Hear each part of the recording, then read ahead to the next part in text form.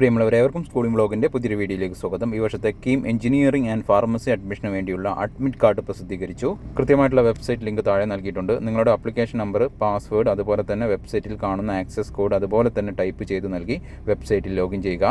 Login ചെയ്താലെത്തുന്ന നിങ്ങളുടെ profile പേജിൽ ഇടതുവശത്തായി admit card എന്ന ലിങ്ക് കാണാം. അതിൽ പ്രസ് ചെയ്യുക. എന്നാണ് എക്സാമിനേഷൻ എന്നുള്ള കാര്യം ഏറ്റവും മുകളിലായിട്ട് കാണാവുന്നതാണ്. ഈ ഒരു വിദ്യാർത്ഥിയുടെ എക്സാമിനേഷൻ 9/6/2024 എക്സാമിനേഷൻ്റെ സമയവും സ്ഥലവും അഡ്മിറ്റ് കാർഡിലാണ് ഉണ്ടാവുക. അഡ്മിറ്റ് കാർഡ് ഡൗൺലോഡ് ചെയ്യാനുള്ള ലിങ്ക് ഈ ഒരു പേജിൻ്റെ താഴെ നൽകിയിട്ടുണ്ട്. അഡ്മിറ്റ് കാർഡ് കളർ പ്രിൻ്റ് എടുക്കുന്നതാണ് ഉചിതം. ബ്ലാക്ക് ആൻഡ് വൈറ്റ് ആണ് എന്ന് കരുതി പ്രശ്നങ്ങളൊന്നുമില്ല.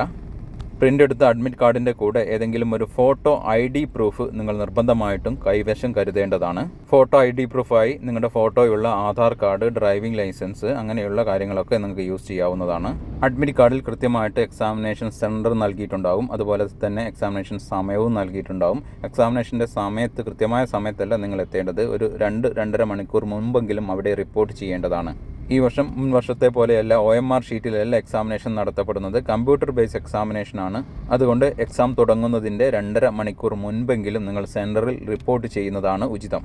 ഈ വർഷത്തെ കേരള എഞ്ചിനീയറിംഗ് ഫാർമസി അഡ്മിഷനുമായി ബന്ധപ്പെട്ട കൃത്യമായിട്ടുള്ള ഡീറ്റെയിൽസുകളും അപ്ഡേഷനുകളും ഈ ഒരു ചാനൽ വഴി നിങ്ങൾക്ക് ലഭിക്കുന്നതായിരിക്കും. ചാനൽ വീഡിയോസ് നിങ്ങൾക്ക് ഉപകരിക്കുന്നുണ്ട് എങ്കിലും സപ്പോർട്ട് ചെയ്യണമെന്ന് അഭ്യർത്ഥിച്ചുകൊണ്ട് നിർത്തുന്നു. നന്ദി.